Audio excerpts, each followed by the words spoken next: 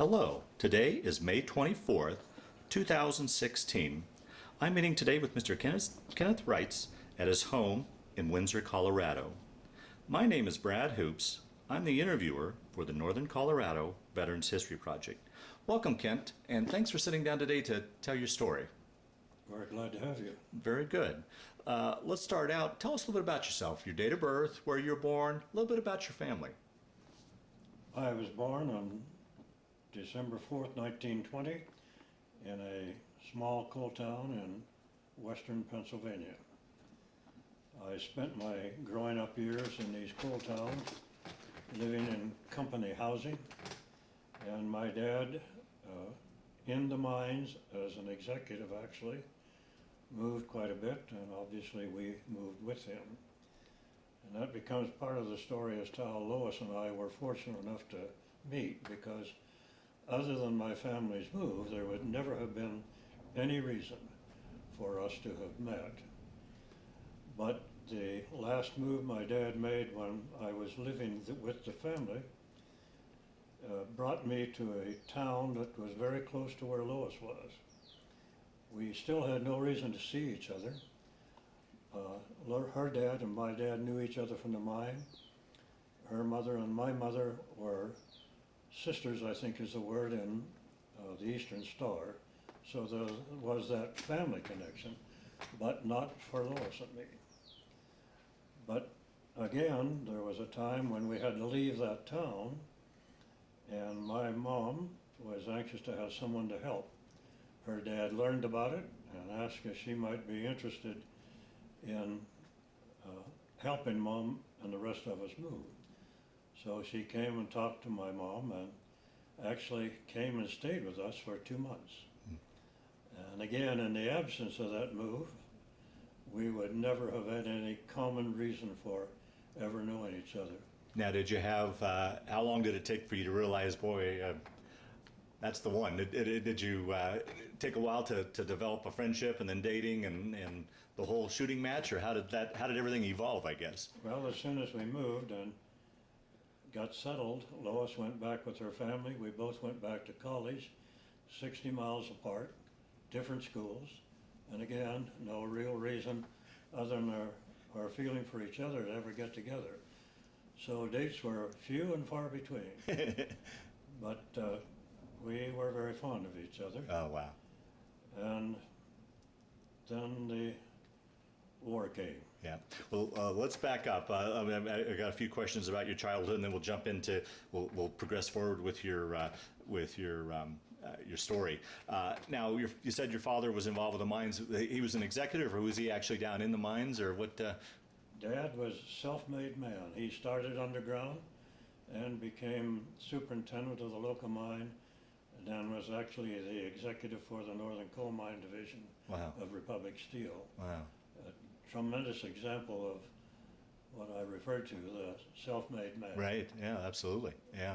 He set a real record for us to follow. Yeah, absolutely. Now, any siblings? I have one sister. Okay. She and her family live in the east in Laurel, Maryland. Okay, okay. And I always like to ask your generation, do you have much memory, and was your family much affected by the Great Depression? We lived through the Depression years. Yeah. And there was a difference between the occurrences now and then. Yeah. Where we were, everybody was poor. That was just common. Lois and I were never in a family that was hungry, but neither did we have money to spend. Mm-hmm, mm-hmm. But we always considered ourselves fortunate to have the family and the growth that accompanied the family years. Yeah. How was it growing up and almost like a military family, moving all the time? Was that what was that like for you, having to pick up and make new friends again and start all over? And it wasn't really difficult because there was the commonality of the mines. Okay. And the people who were in them. Okay. It was actually beneficial in some ways because we were exposed to an extreme ethnic group, and it became friends of these ethnic folks. And there was actually a black family in the first town that I lived, that was unusual. And as I'll indicate later, that was useful in later times. Sure, okay.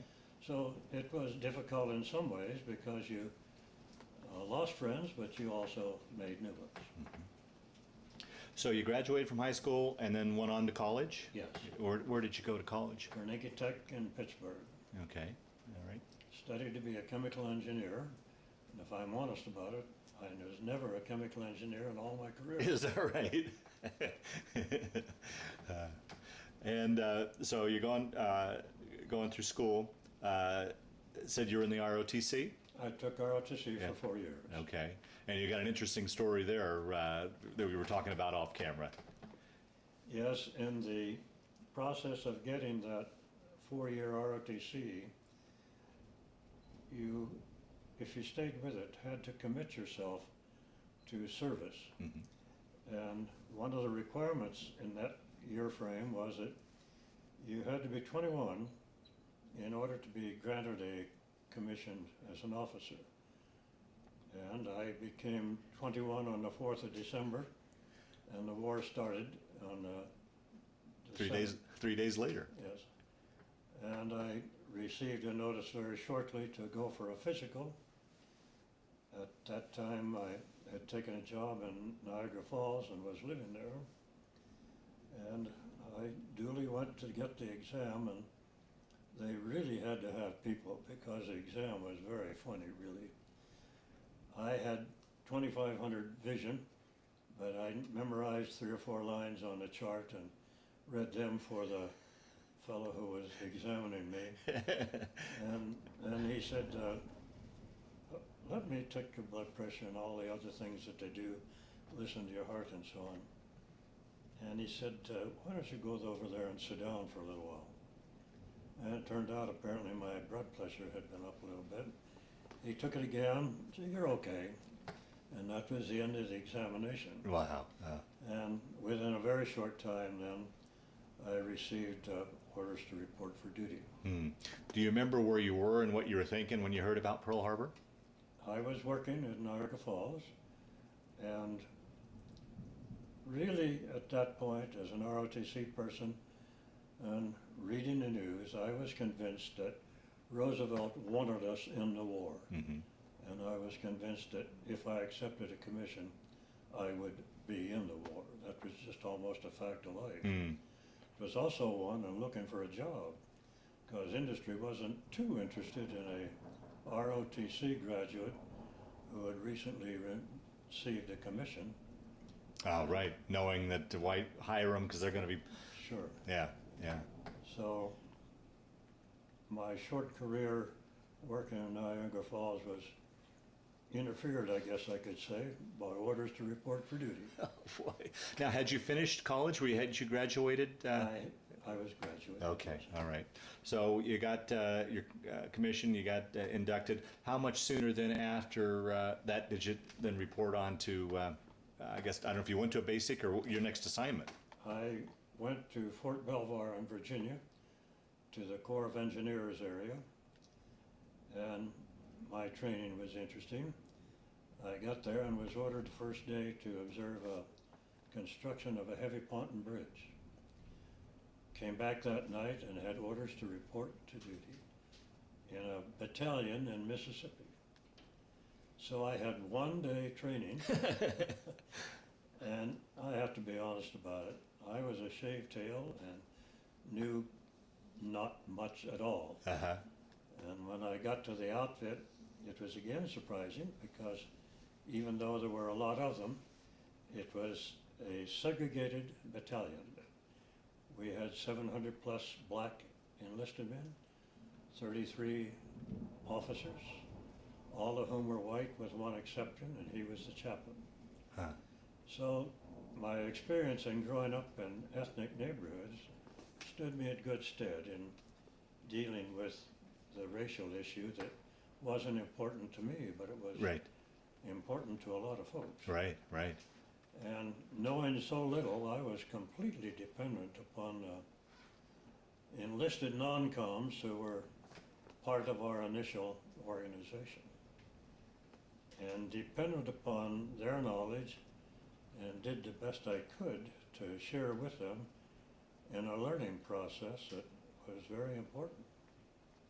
So this was a combat engineering corps, or what were you involved in? No, we're not combat engineers. We were an aviation engineer battalion. Oh, okay. Our mission was heavy construction, and as it turned out, that included airfields. And this was a black battalion? Yes. Wow. Can't imagine in that time period taking on that responsibility. How were you treated, I guess, by your men? I mean, what was the interaction? That was the key, I think, Yeah. in having grown up in the ethnic neighborhoods. It was easy for me to recognize differences, but Brad, after I had been with that group of men for a few months, they were no longer black. Is that right? They were my men. Uh-huh. And I was in a learning mode. They knew it. And the fact that I respected them and they respected me, and we learned together. And we became a good battalion. Wow. Of Wow. course, I was only one of the many. But, Right, right. we had, fortunately, a graduate from the academy who was our CO, and it was good to have him. But after we had been together overseas for many, many months, he realized that as a career officer, it was important for him to be something other than a light colonel in a battalion. And he moved on. And I have to confess I was disappointed, but 3 of my good officer friends decided they would like to be better off to be in a non-segregated Right, battalion, and right. they too left. Right. Fair enough. Yeah. And that For that was time. kind of a blow in a way, Yeah, yeah. but we got along and got some replacement officers, a couple of whom didn't work out and left, actually. How was it being a northerner going down to the south and the southern ways and the prejudice and just the way life was back? That was non-wisdom on the part of the Army to send us to Meridian, Mississippi. Yeah. And we had a good many incidents where we had difficulties within the town, not serious ones, but nevertheless, we as officers had to kind of bail our men out who had gotten into semi-innocent scrapes. And it was sad to see, but we survived that. And then went to Eglin Field in Florida. And it was interesting in that not very long before we arrived, Doolittle and his crew were practicing B-25 short right. field takeoff. Okay. Right. We didn't know for scratch Yeah, what right. they were doing, Right. or had been doing. But we learned that we were on the field where these guys had practiced their mission. Now, were you in regular Army or were you the Army Air Corps? We were part of the Air Force. Okay. My commission was regular Army, but we were attached to Air Force for duty. Okay. So in Florida, then more training and. Yes, and we were learning to use equipment. We had all kinds of heavy equipment, as you might imagine. And I wanted to learn to operate it too. And again, my non-coms were helpful in that learning process. And I became a reasonable cat skinner and operator of the other equipment that we had. And that helps your relationship too. Sure. You can see each other's side. Yeah. Right. And then once you guys completed training there, overseas, or what was your next Yes. step? We did go overseas, and I had 1 week's leave before we went west and came home. And Lois came to the house and stayed the 3 or 4 days. And that was real interesting. We were able to share with each other our affection, but Brad, I was no way I was going to ask Lois to marry me. 'Cause You're I going- knew I was going overseas. Right. The odds of getting hurt or being killed or Yeah, right, right. real. So we spent a lot of letters. We said goodbye at the airport, Oh, and I did not see her or talk to her for 41 months. wow. It was a long time, and we wrote a lot of letters. Oh, boy, wow. And that was your only option. I mean, in today's world, we've got computers and cell phones and instant messaging. You guys had letters That's all the world. that took weeks and sometimes probably months to get back and forth. Yes. Oh, boy. Wow. Just to complete our relationship, after we had been overseas for the better part of 2.5 years, I finally got up nerve enough to write to Lois and ask her if I got to leave, would she be willing to marry me? And the letter came back, and she said yes, definitely she would. But of course, I never got to leave. Yeah, right, right. So when I got home in December, we were married a month later. Wow. Wow.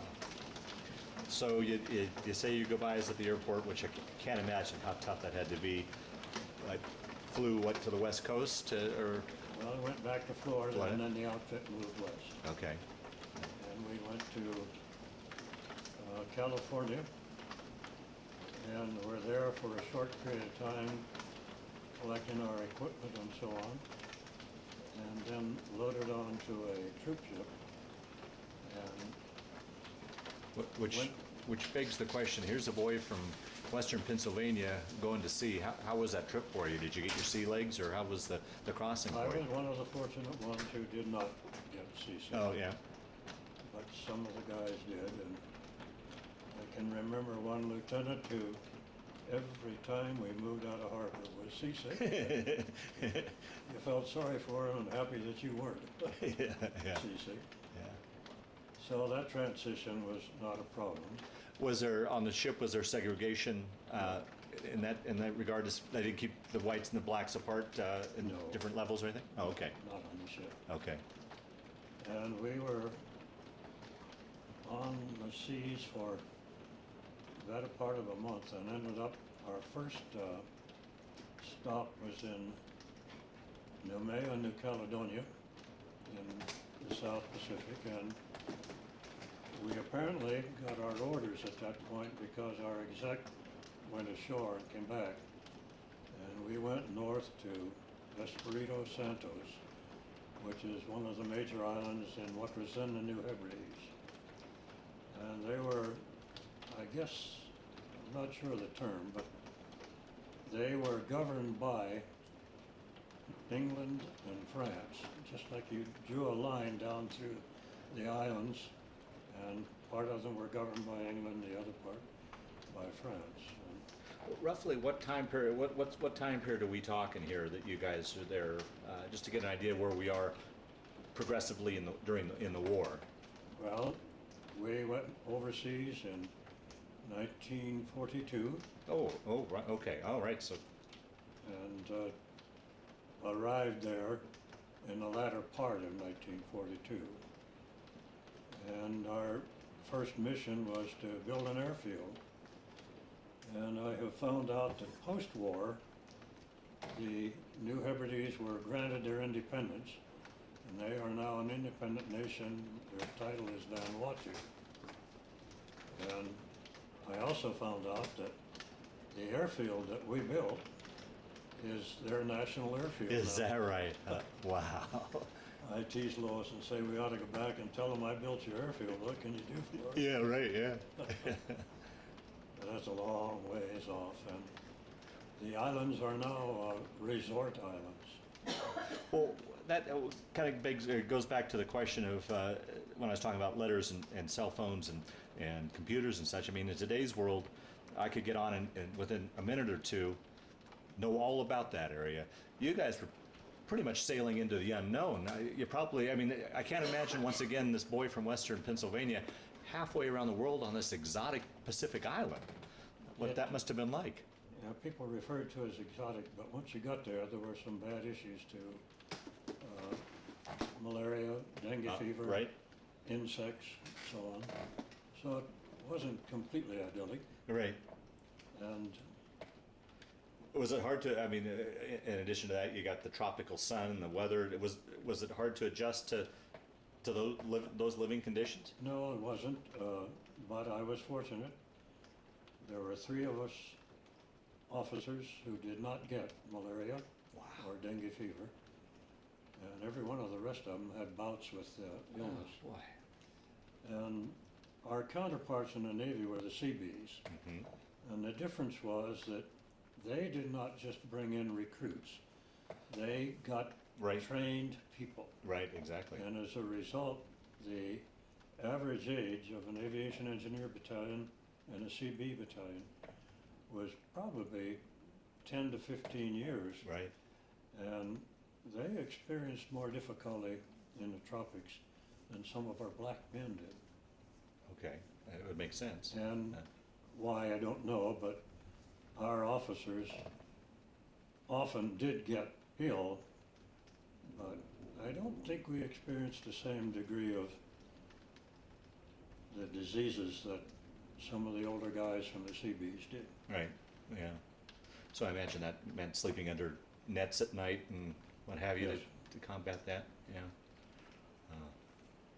Would you work in conjunction with the CBs, or did you guys all have separate projects? We had separate projects. Okay. They had already built an airfield on Espiritu Santos, and the one we built was designed for medium bombers, so it was longer, and it was kind of fun because we built it on a 1% grade, so the thing was initially 7,000 feet long, and there was about a 70-foot difference between one end and the other, and we teased the pilots because they couldn't understand why it was more difficult to take off one direction than the other. They didn't recognize that 1% eyesight. But it was later lengthened to another 3,000 feet. And then they brought in medium bombers, particularly the 24s, Okay. a few 17s. And we operated in support of the operation in Guadalcanal. Oh, wow. It was about 500 miles north, so there was a lot of air traffic between Santos and the canal. We were never a part of that, although I hitched a ride one time with one of the planes and did land on Guadalcanal, but just came back the same evening and had to convince my commanding officer I wasn't completely idiot. Now, were you guys far enough back that you weren't harassed by the Japanese, or would you get bombed by the Japanese? No. No. Okay. No, we were not. Okay. We had an airplane that used to come over every once in a while that they referred to as Washing Machine Charlie, but they never did anything to Yeah. us. Okay. Okay. And well, talk a little bit about your living conditions there, as far as sleeping conditions, your food, what you guys did when you weren't on duty, just general day-to-day life while you were building this. Well, that's exactly what we were doing. We were working. Just working. Yes. Yeah. And while we were working on the airfield, it was 7 days a week. And we learned a lot because the use of coral as a building material was not too well known. Right. Okay. So we operated coral pits, and our first airfield was paved with coral, but that wasn't enough to satisfy the Army, and we had to lay the complete length with metal pierced planks Okay. to provide additional support for the heavies. It turned out that when coral was laid properly and treated carefully with the rolling and so on, you didn't need the plank. And later on it became not necessary for the other fields that we built. Well, so you guys really were kind of early on in the war. What was the general overall feeling of morale? Because I know that for a period there it was like we weren't sure we were going to win this thing. You know, you don't know a lot. Yeah. You don't hear a lot. Yeah, and that was going to be my next question. Being isolated down there, what information were you guys getting about Just what the the- war, or what was going on in the outside world? Just what the Army wanted us to hear, Yeah. and it wasn't too specific. And you never had any real doubt that you were going to lose a war. That wasn't the American way. Yeah. And we weren't going to lose that thing to those people. But there were some tough times, Yeah. too, later in the war. Yeah. And, talking about what the Army wanted to feed you and what little information you got, on top of that, your letters were censored, if I'm correct. It was the worst job I had. Oh, that's right. As an officer, you would have had to censor your men's letters. That's right. Yeah. Ugly. Yeah. I disliked that thoroughly. That's right. Yeah. And sometimes you had to cut stuff out. They took liberties with what they said. Lois never knew where I was. Right. I was never able to tell her. Wow. And another interesting story, the minister to the church that she attended decided he should join. His wife made a promise that he would not join the Navy.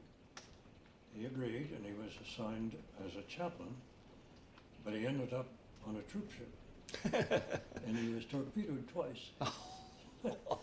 And one of the times he came to Espiritu Santo and knew that I was there because of the APO numbers. And he found my outfit and we got together a bit. Is that right? Wow. And he finally got back home and was able to tell Lois where I was on the premise that she wouldn't tell anybody. Yeah. So, I assume once you built the airfield there, you would move on, or what was take your story from there. A year and a half. Okay. Then we went northwest to New Guinea, and we were in Finschhafen. Our mission there was primarily road and bridge construction. We moved up the coast beyond Hollandia, which was then the advanced base as far as MacArthur was concerned, to an area referred to as Maffin Bay, and that was staging for our next move was to the Philippines. Oh wow. And I imagine New Guinea had to be an incredible experience too. Both environment, the people, the. Yes, but you don't have too much interaction. Oh, you don't? With Okay. the natives. Yeah. It was certainly completely different from the South Pacific Islands. Yeah. And they had gone through tough times because the Japanese had been down through New Guinea, and people were very worried they might get to Moresby and then just a short crop over to Right. Australia. And there were some bad times for the troops who were stemming that Japanese tide coming down through New Guinea. Well, during this period of time, working 7 days a week, were you guys ever pulled back for some R&R, or was it just straight going at it the whole time? No, I never had leave. Wow. A couple of the officers did get 3 weeks leave, and they went to New Zealand, but they didn't deserve to go any more than the rest of us. Yeah. They managed to pull strings to get there, but the rest of us never had leave. And it was okay with the war's end because I had accumulated 3 months leave. So then how long were you guys in New Zealand before you made the move up to the Philippines? Less than a year. And then we went north to Lake. And that was an invasion. And to move our battalion in that time frame, we used 4 LSTs. Each company had an LST. I was in headquarters company and we used one, and it was primarily heavy equipment and so on. So it was an interesting venture, but it was an efficient one because they could drive pretty well toward the beach. Yeah. And if lucky, could get you to where you could drive your equipment off without drowning it in the seas. And that's how we got from New Guinea to Leyte. And no problems there, because with that flat bottom boat, I heard those are pretty rough on the. Oh yeah, they roll pretty good. But there was one interesting thing I did not mention to you. When we arrived in Espiritu Santos in this troop ship, we had to get our equipment off, and the crew went on strike. Oh, really? They refused to unload our equipment. Because of being a black. No, it had nothing to do with race.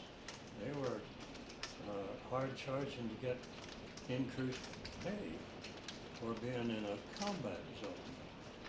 So my men and a few of us decided we'll unload it ourselves. And you know, you have a twin boom when you're taking something off a freighter like that over the side and down onto a moving barge that's moving up and down. Oh, boy. We got every one of our equipment pieces, some of them 20 ton, onto those barges and onto the shore where there was a type of a dock where we were able to get off. We never lost a piece of it. Is that right? Wow. We were pretty proud of ourselves. Yeah, yeah. And not exactly the envy of the crew on the ship. They Yeah, didn't- were they, was it Merchant Marines or? Okay. Huh. they didn't like the idea Wow. that we were doing their job and interfering with their strike. Right, right.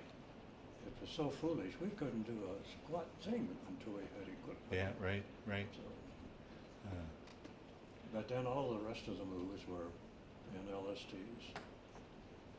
Now, when you went into the Philippines, were you with the invasion wave, or did you guys follow We behind? were only a few days back of the first wave. Jeez, wow. So we were there Things are when, still hot. yeah, when MacArthur made his "I have arrived," returned, I guess was the word. But it was a mess. The rain, the roads were poor. They disintegrated under the heavy traffic, and it was a difficult place to operate. Was it? Yeah. And once again, more infrastructure, roads and what have you was your. Yes.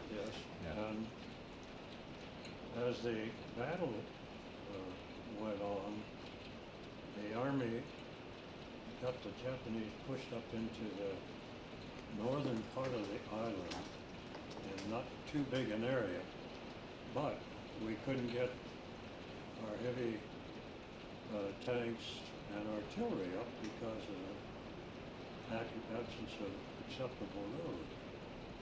So our battalion was moved north up on the shore, and we were just as bad as everyone else.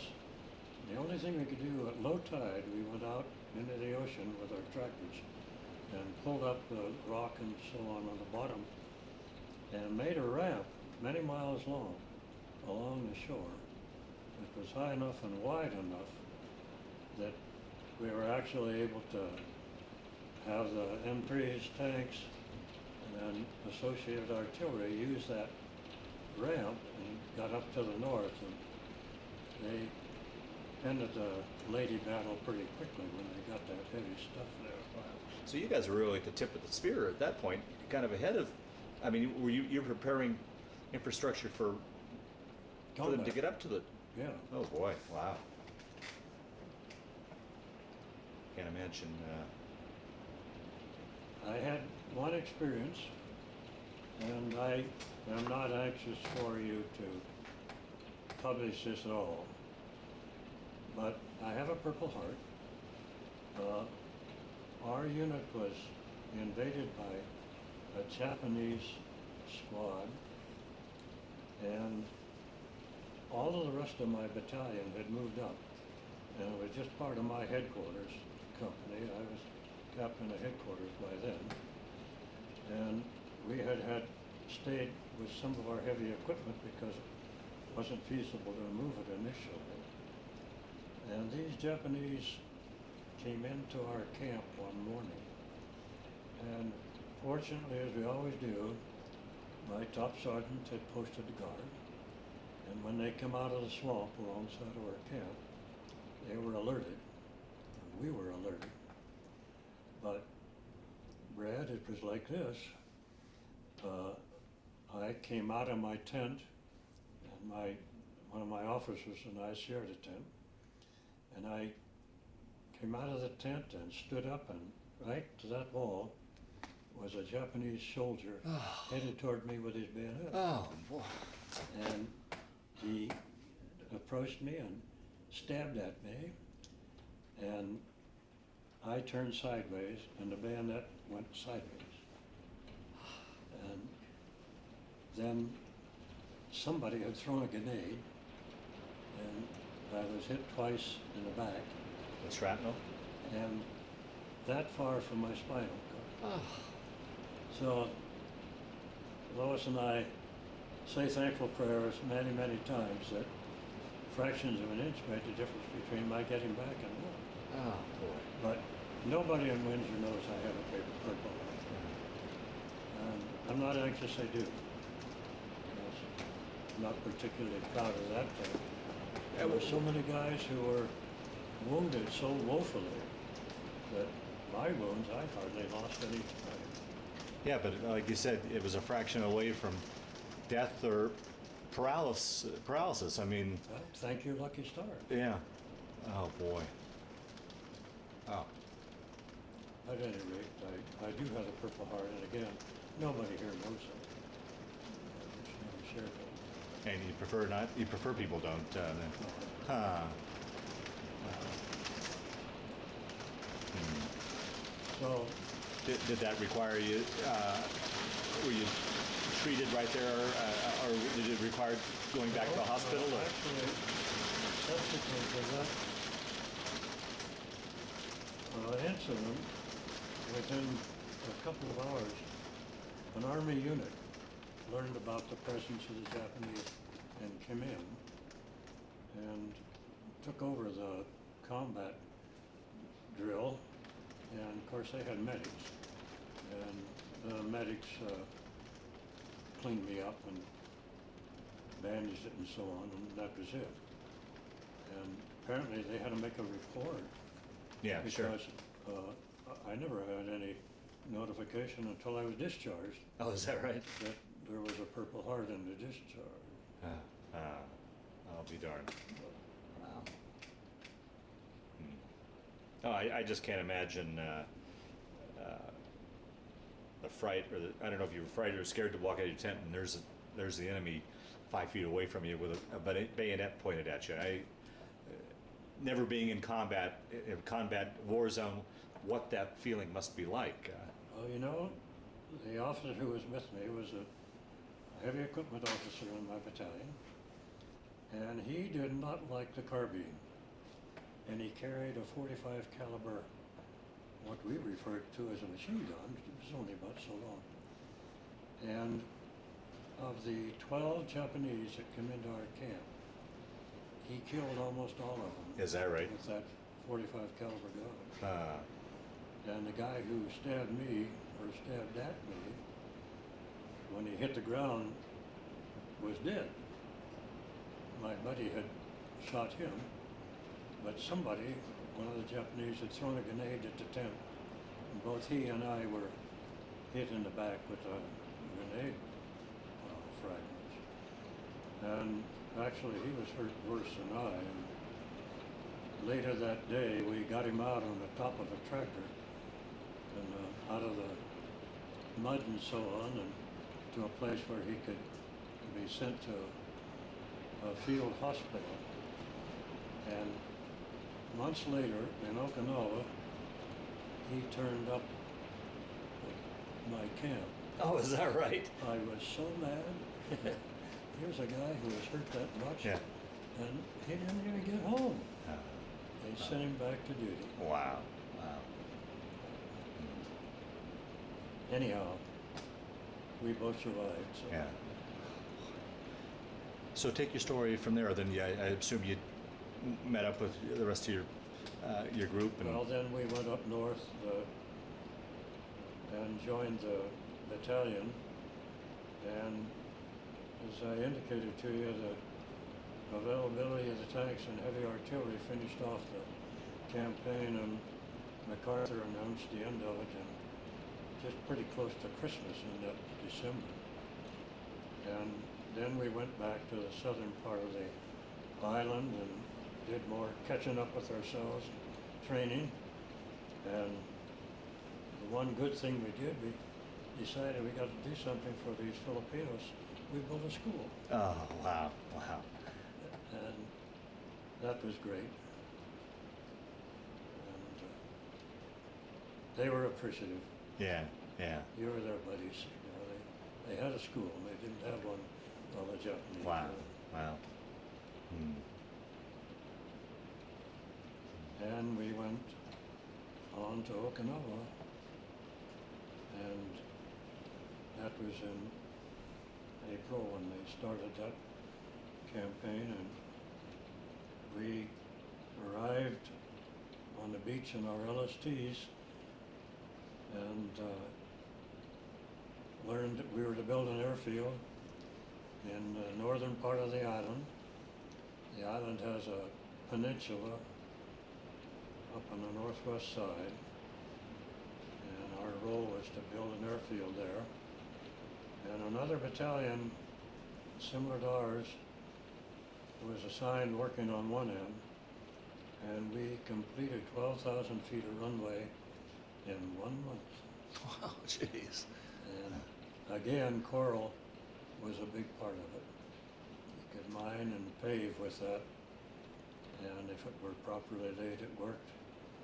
And they brought medium bombers in then to the airfield, along with a couple of P-38 squadrons. Was fighting still going on in the south, or had the island? Very much so. Oh, boy. And there were Japanese flew over us. We worked 24 hours a day, you know, and had what we called flambos, or pots with oil burning in them to point the grade stakes to the cat skinners and grader operators when we were working at night. They never did a thing to us. They were looking for the ships. Oh, right. in The southern part of the kamikazes. island. Yeah. And that was the beginning of the kamikaze Yeah. time, and that was really bad. Hmm. But boy, to see the part of the island after the campaign was over was just rubble, sheer rubble. Hmm. But one of the things that we had to be absolutely careful about was to never disturb a grave. Oh, right. And that was a challenge sometimes, and if it was in the line of the runway, we couldn't do a turn in it.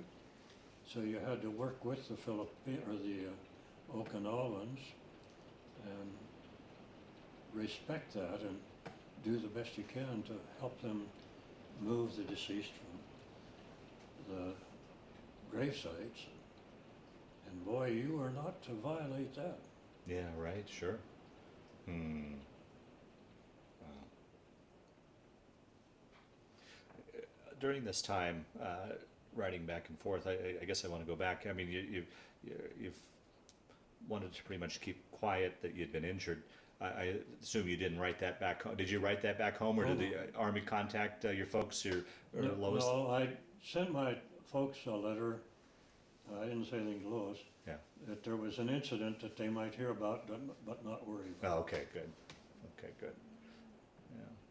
And I didn't want to worry them any more than they. Right, and that was my question, just because of the big gaps in time to get a letter, you know, or a telegram from the Army saying you'd been wounded, and not hearing for No. a couple weeks or a month from you that no, in fact, I'm. And there was no contact with my parents or with Lois from the Army. Oh, good. Okay, So- good. I was afraid there might be. And Right, sure. as I indicated to you, I just suggested there had been an incident, but it was okay and we were all right. Yeah.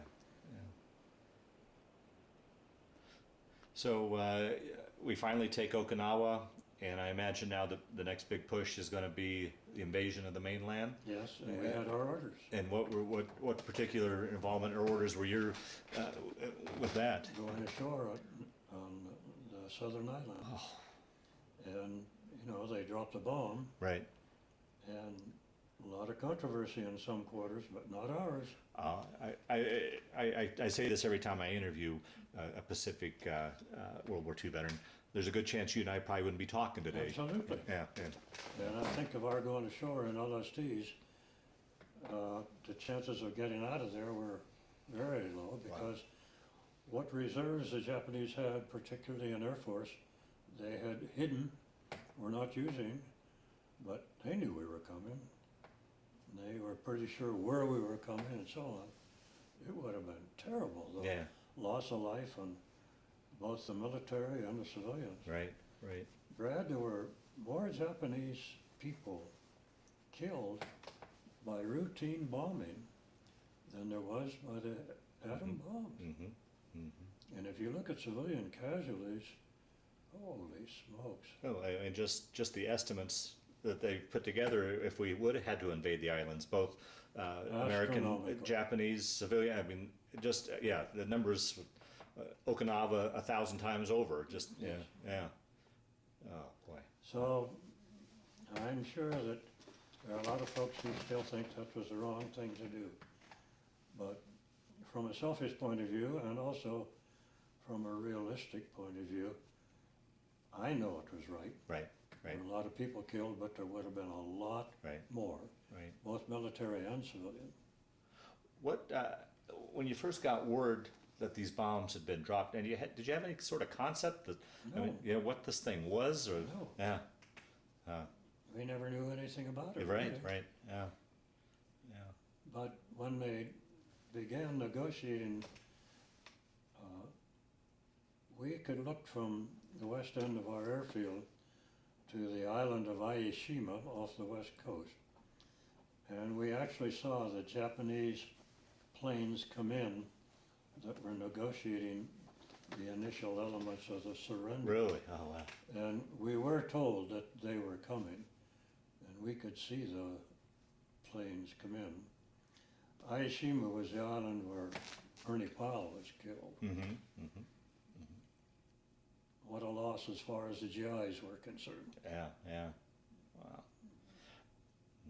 Yeah, I imagine things like that, wondering how morale played, you know, hearing Ernie Pyle had been killed months earlier, hearing that President Roosevelt had died. I mean, that had to play on morale a little bit, I would think, or... Yeah, it did, but on the other hand, you were beginning to see the war had changed.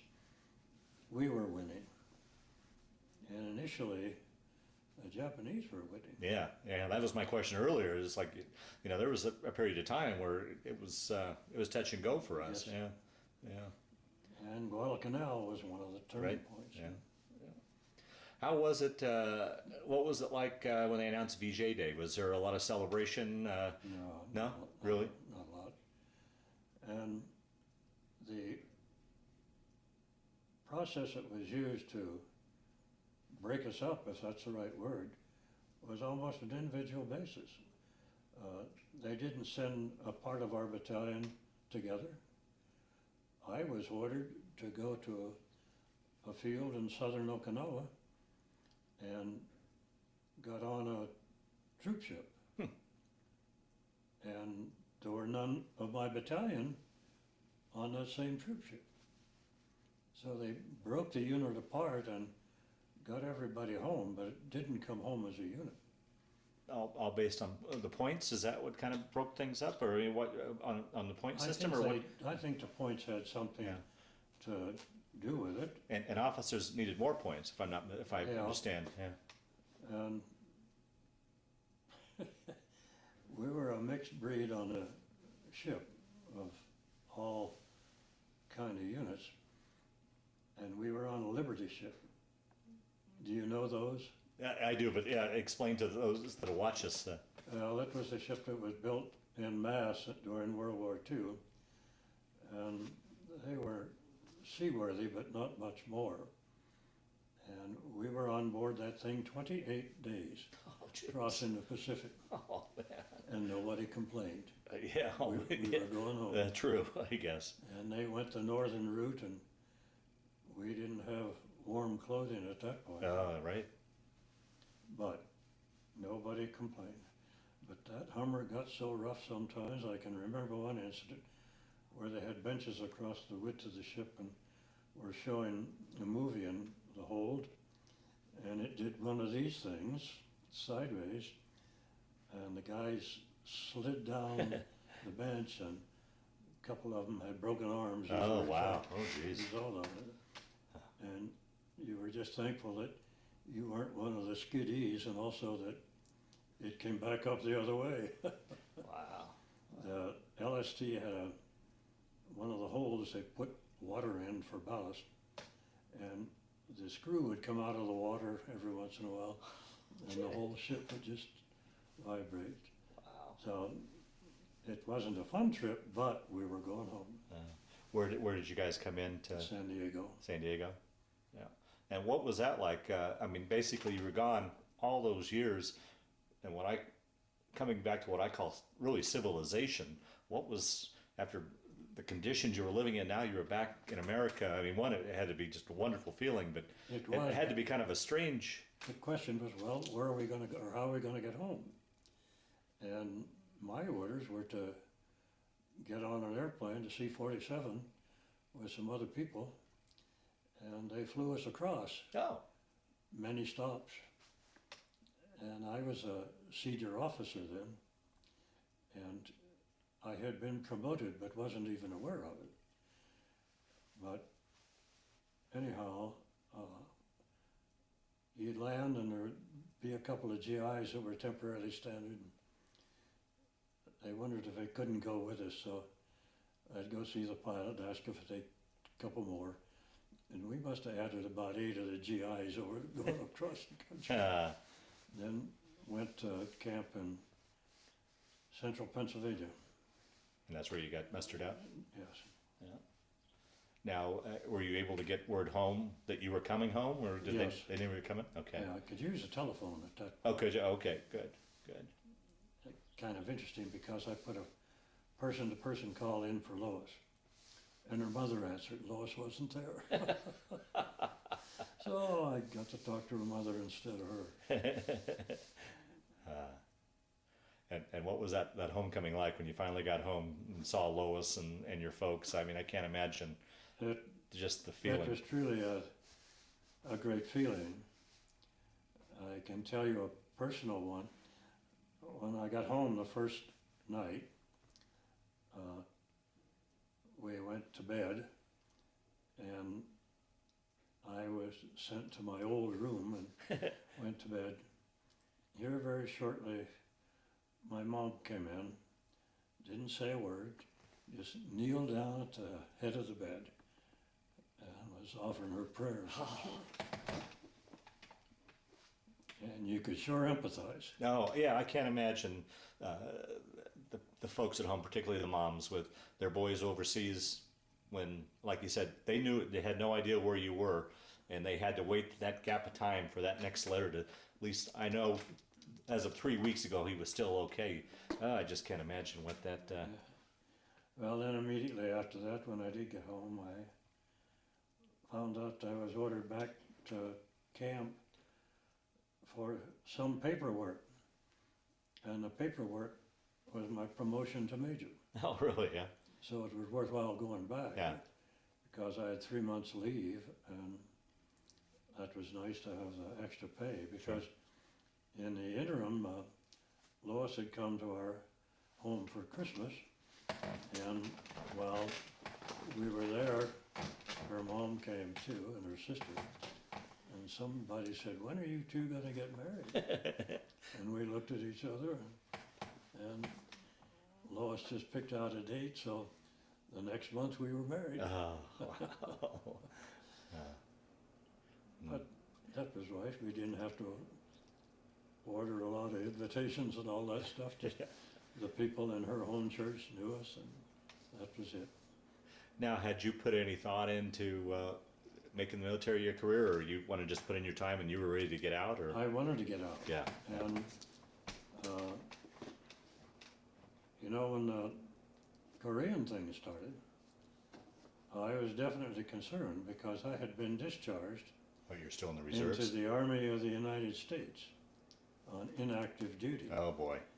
And I was concerned. I was married at that point, and I was concerned that might get orders to go there, but did not. I think there was a recognition possibly of the 37 months overseas and absence of leaves, as you indicated, quite a few points built up that I as an individual was not ordered to duty. So How was that going from military life and those 37 months and everything you experienced now back into civilian life? Was that much of an adjustment for you? well, it was, but our role now was to find a job. Yeah. Which So- had to, I understand, had to be tough too, with all these men pouring back Yeah. in that, So Lois and I had to start hunting. And I ended up with two job offers, one with one of the companies that manufactures soaps, and the other one was Eastman Kodak. So we accepted the job with Kodak and moved to Rochester. okay. And I'm going to assume that's what brought you out here to Windsor, was when they built the plant here? Yes. Okay, okay. And, you know, the whole role with Kodak was twofold. They were good to me, and I made progress in the company. But, Brad, they blew it. Yeah, They it's, just flat out blew it. yeah, unbelievable. And that was costly for us when I was already retired, and we lost a number of significant benefits, and it didn't have to be. Right, right. There's a book there that doesn't belong to me, Changing Focus, that identifies the roles. So how many years then were you with Kodak? 36. 36 years. Boy. But aside from the fiasco around the new process for taking pictures was so sad. Yeah, The company had options. They had the people. It was all there, and management and the board stayed with the silver image. oh, unbelievable. It was catastrophic as far as the company was concerned. Hmm. Wow. What prompted you to accept the move out here to Colorado? Is it Well, I was offered a job by the supervisor that I had worked for in Rochester. Howard Smith was named plant manager, and he was my supervisor in Rochester, so we knew each other, and he made a job for me out here. And I was happy to come, and so was Lois. Yeah. Oh, good. But time catches up. There were 8 of us came with Howard. I'm the only one left. Wow. Wow. And Howard also is gone. So Yeah. you have to go to bed every night thanking your lucky stars. Yeah. Yeah. And we do. Yeah. Wow. Wow. We'll talk a little bit about family. Children, grandchildren. We have 2 children, both girls. The younger daughter is married and lives in Fort Collins. Our older daughter lives in Sacramento. She is not married. She is an interesting soul.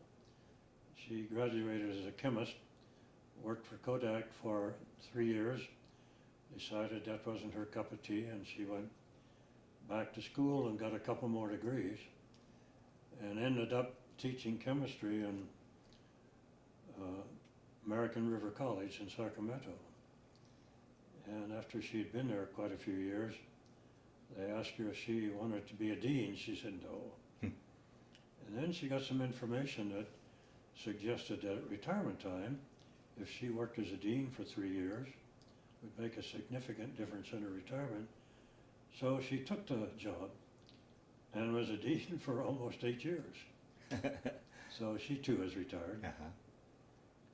And is in the process of doing a remodeling of her house. But she tries to come to Windsor about once a month. Our daughter, younger daughter, lives on 2nd Street, and she is so good. My gosh, Brad, the way that woman is taking care of us is just so great. And obviously, I have some physical limitations, and at 95 and 96, you or aware of. Yeah, sure.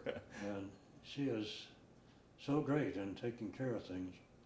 Stuff like shopping, often mood, meal preparation and so on. And this last go around, she even did our income tax. Put it all together and took it to the accountant and it went right through. So that was a good learning experience for her too. Yeah, yeah. She's currently single and it's a big help and you really appreciate it. Sure, you bet. Children or grandchildren, great-grandchildren? There are two grandchildren, one of whom is married and the other is not. There are no grandchildren other than our own. Okay, They don't have children at this point. okay. Through the years, did you keep in touch with any of the guys that you served with? Was there any sort of reunions at all, gatherings? I kept track after the war with 4 of the officers with whom I had become friends. But 3 of the ones, Brad, were the ones who bailed out on us and went to the other units. And one of them was my initial company commander, and we did a lot of moving dirt over those several years. And he started a company and wanted me to join him in the company. And by that time I was working with Kodak, and the idea of a job with a company that was mobile as far as being stationary didn't appeal to us, and I didn't take him up on it. But every one of those guys have died in the interim, but which isn't too surprising. Yeah, sure. And I never had any opportunity to follow up on any of our enlisted guys.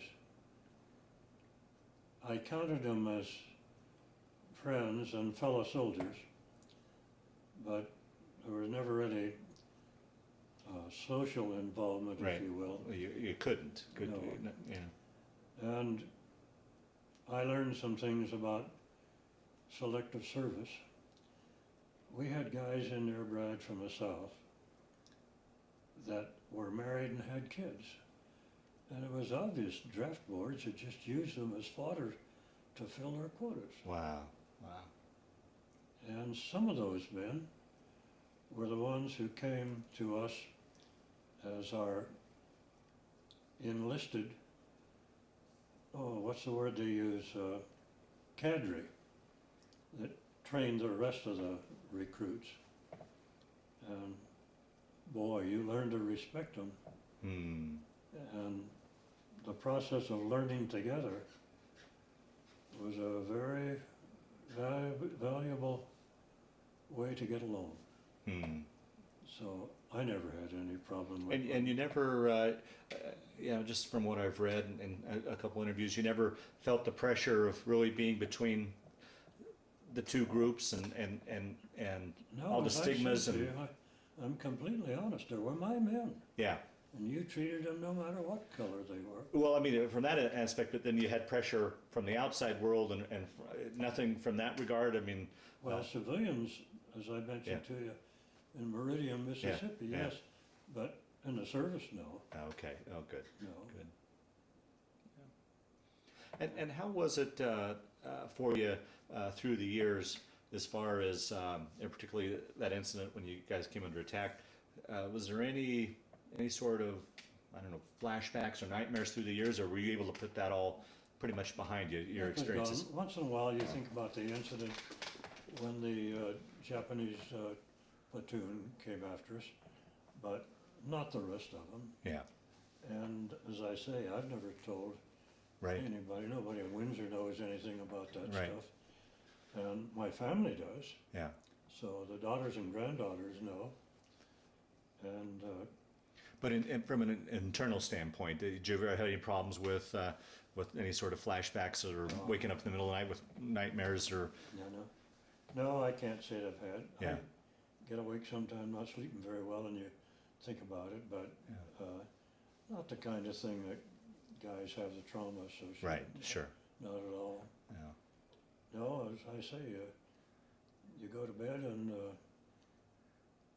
we thank our pair of lucky stars that we still have each other. Yeah. Yeah. Lois has had 2 really serious incidents, and one of them was a matter of faith. I'll tell you, we were in the Sierras with our older daughter on a picnic, and Lois had a horrible fall. Mm. And we used a cell phone to find the nearest place, and it was an urgent care in Minden, Nevada. And we took her there to get all her bruises, and we're afraid an arm would have been broken. And it turned out that the staff doctor saw something we didn't, ran a scan. She had brain bleeding. Oh, boy. He didn't even talk to us. He ordered a helicopter, and they came and got her. And he had also ordered a surgeon team in Reno, and they took her there. And our daughter and I drove up. She went in the chopper, and boy, those were the 6 longest weeks of my life. We were in that hospital for 3 weeks, and then in rehab for another 3. But our daughter and I were able to rent a room at the hospital, and I never left. So I just was in the hospital while she was there, and that was a tremendous boost. And we had tremendous spiritual support from the church and friends and so on. So we're very lucky. Yeah, wow. The 3rd day she was in the hospital, the surgeon, everybody did not want to do it.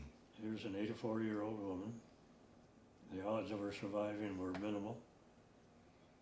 And he came to us and said, it's our only chance.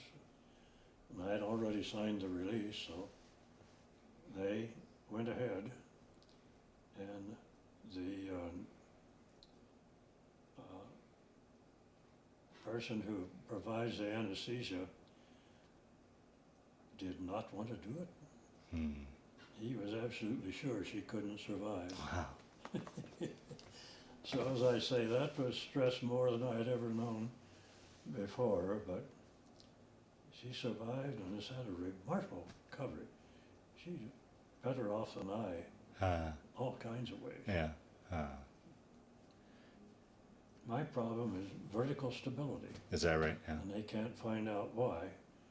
So I'm okay sitting here. I can drive if I'm careful, but I need a walker to stay vertical when I move around. And I just thank my stars I have that and can do it. Yeah. So again, you look upon your life and the close calls, and you'd be very thankful. Yeah. Well, Kent, as we start to wind down this interview, is there anything I didn't ask you that you wanted to talk about, or any other stories that have floated to the top as we've been sitting here talking, so that ideally, I know we probably only got the tip of the iceberg, but ideally we round out your story as best we can, or do you think by and large we got everything down that you wanted to talk about? I think mostly so. I shared with you some of my concerns that I wasn't too happy about, and I mentioned to you that when I went through the physical and had 1 day's training, Yeah. it's a wonder we won the war if they were all like that. Yeah.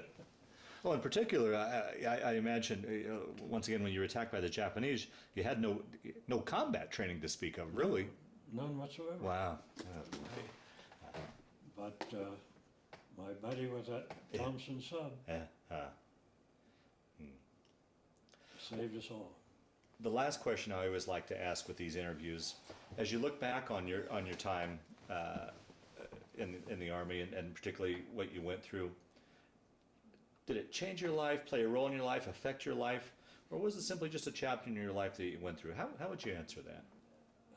It's a bit of a difficult question because to a large extent it ended okay, and Lois and I are happily married for 70 plus years. We have children, and the wartime experience is still there, and you remember it occasionally, but again, it's primarily one of thanks that you came through it. And knowing full well that thousands and thousands upon thousands didn't. And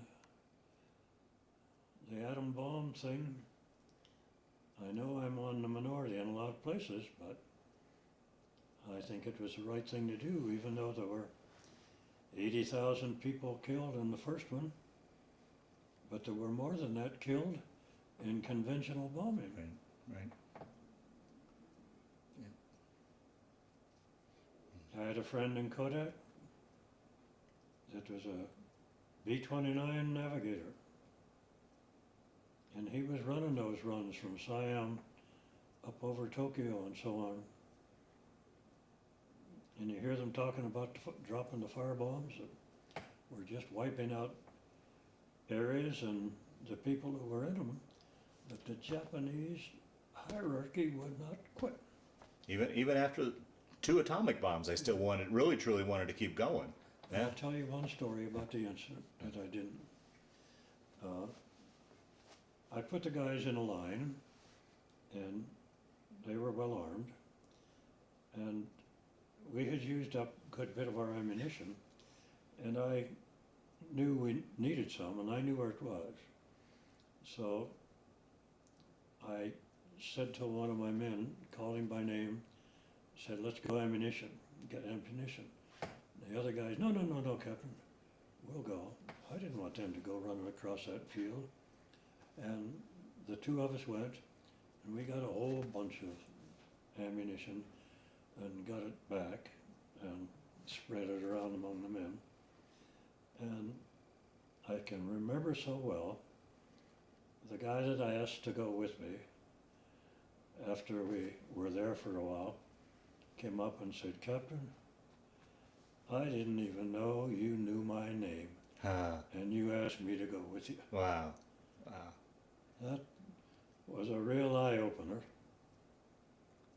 but it also maybe suggested a relationship we had with the men. Well, what I get from that is what type of leader you were. That you were the type that you'd never ask your men to do something that you wouldn't do yourself. No, we didn't do that.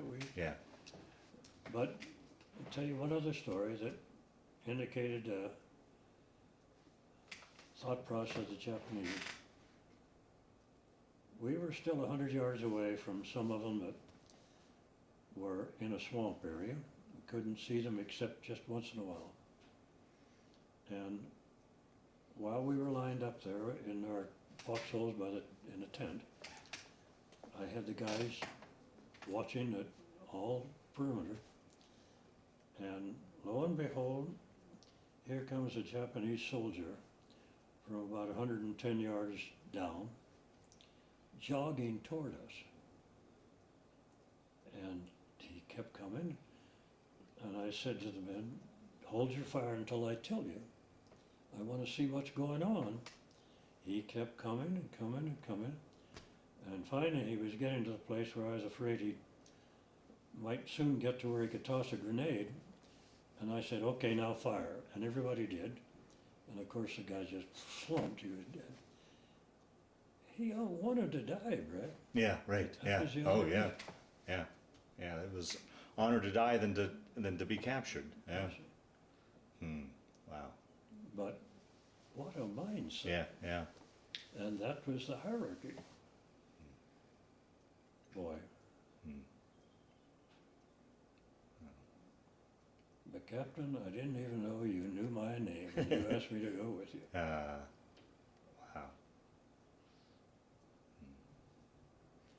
So my response was, sure, I know your name, and I knew I could count on you. And I'll bet he never forget that conversation. Yeah, right. Yeah. Just an incident, but Yeah, it's a one you powerful one. remember. Yeah, a very powerful one. Yeah. Well, Kent, I want to thank you for sitting down to tell your story today. Just as important, though, I want to thank you for your service to our country. Well, you're very welcome. You know, I was glad to have been in, and I was thankful that my age And the birth date was such that I didn't end up in Europe, Ah, because as a combat engineer, your odds weren't too good there either. And at least they were better in the Pacific. wow. And it would have been very easy to have been assigned to a combat engineer unit. And I was not an adequate officer as an ROTC graduate. I didn't know squat, really. And it was a learning process that my cadre of enlisted men joined with me, and we got to be a good outfit. Yeah, sounds like it. And the last field that we built, as I mentioned to you, in 30 days, with the help of another battalion, was a real effort. Wow. You know, 24 hours a day, Yeah. every day. Your flambeaus out at night and the Japanese flying over and not doing anything. Boy, those things you remember once in a while, and again you're thankful of the outcome. Yeah. I had one bitter experience that I do remember. There was a squadron of P-38s. And this isn't part of the thing, is it? Hey, you want me to shut it off? Well, it's okay. I Okay. guess. There was a squadron of P-38s on the base. I loved that airplane. Yeah. You got to know, you could hear it, know the engine sound. And I was standing on the end of the field with a couple of our guys, and two 38s came in, one of which only had one engine. They came over the end of the field, and obviously the wingman was okay. And here we are with 12,000 feet of runway, Brad. He flew over the runway and never set it down. He got to the end of the runway, a classic stall, Oh. turned over and went in. It was terrible to watch. The only thing you can think of, hopefully he was wounded and wasn't able to think, You're right. because I'm sure his wingman was telling him, set it down, set it down. And he never got it on the ground. Oh boy.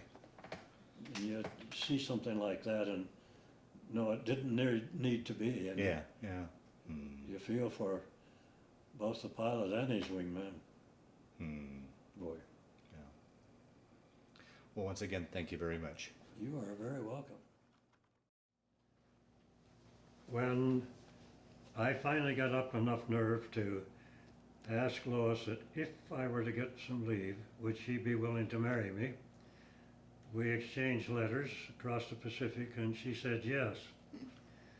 So then I decided that she had to have some recognition of this, and I wrote to my parents and asked them to buy a ring that she could wear while I was still overseas. They did so, and when the ring was given to Lois, she went to a photographer and had her picture taken with the hand showing the ring on it in prominence, and she sent those pictures to me while I was overseas. And that was a real morale booster for the rest of the time I was gone. And I keep them in a safe place now. What a wonderful story.